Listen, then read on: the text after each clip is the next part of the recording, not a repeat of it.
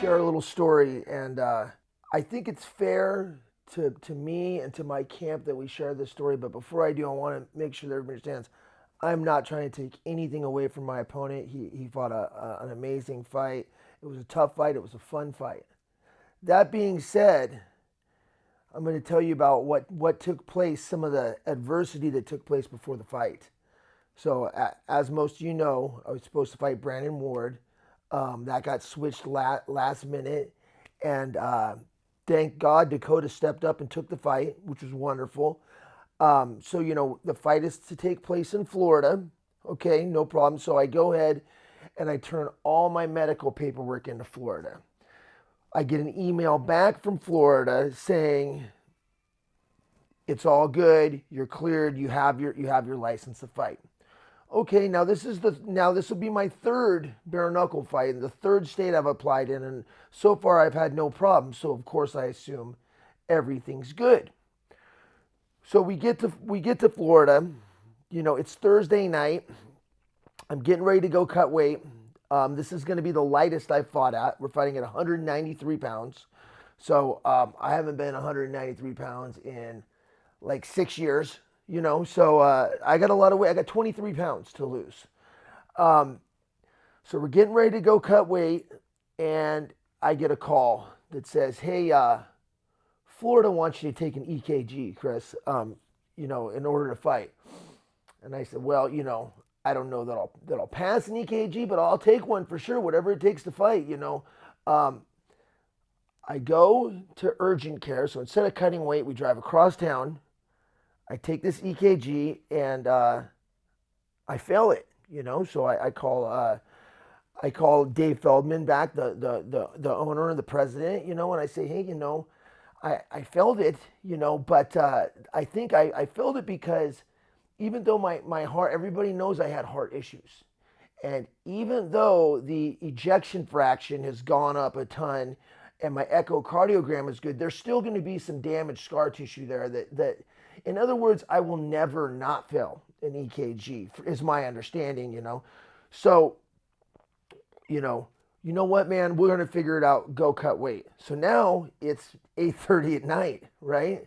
And we're catching an Uber across town, me and my team, to find a Crunch Fitness to try to cut weight. I cut till about 11:30 at night. I'm about 3 pounds off from my goal, but at the time I think, well, fuck it, man, I'm not fighting anyways. So go back to the hotel, go to sleep, wake up in the morning, and I get a call that says, "Hey, we've got another doctor that's going to do an EKG for you." So now I drive, it felt like halfway across Florida. So keep in mind, this is Friday, the day of weigh-ins. And I'm up early in the morning driving across town. I'm still 13 pounds overweight. I've already cut 10. I've got another 13 to go. So no water, no food. We drive across. This doctor makes me lay in the room with the lights out and meditate for 10 minutes before I do the EKG. And guess what? I pass the EKG, right? So I get a qualifying score on that. Yes, thank God, we're going to be able to fight. Well, Chris, you've got 2.5 hours to lose 13 pounds now, so you better get back and start cutting weight. So go back, I did the bath again. I got my plastics on. I'm running in the hallway of the hotel, doing everything possible to try to get this weight off. Long story short, I get off 13 pounds after I'd already took off 10 in 2.5 hours. Now I'm half in shock. I'm throwing up. I basically had to get carried to weigh-ins. Get to weigh-ins, get on the scale, make weight 193 on the dot. Boom, nail it. Nail the weight, get off. I'm doing my medicals, and the doctor, the ringside physician says, "Yeah, I'm looking at your paperwork, and I don't think I'm going to let you fight." So now I just made weight for what? Like, seriously, you're not going to let me fight?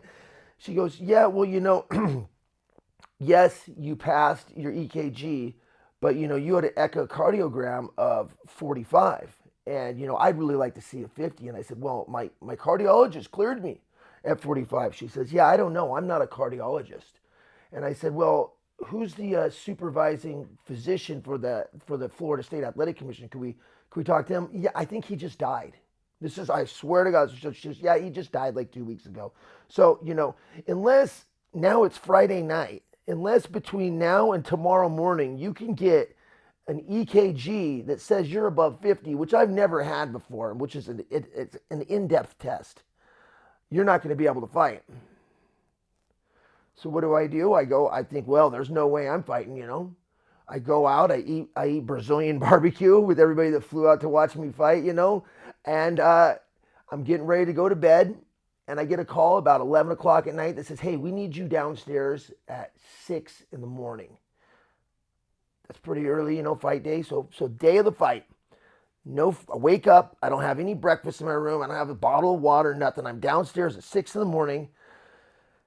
The BKFC, man, they busted their ass to make this fight happen.